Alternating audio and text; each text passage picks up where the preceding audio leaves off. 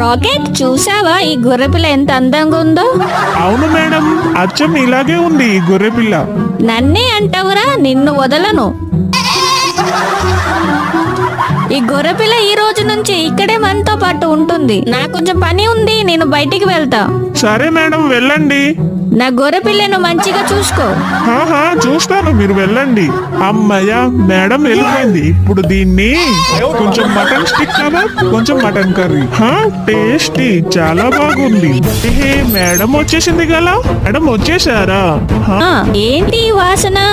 మేడంకి తెలిసిపోయింది. నా గొర్రెపిల్ల రాకెట్, ఈ రోజు నిన్ను వదలనురా. అది మీ గొర్రెపిల్ల కాదు మేడం.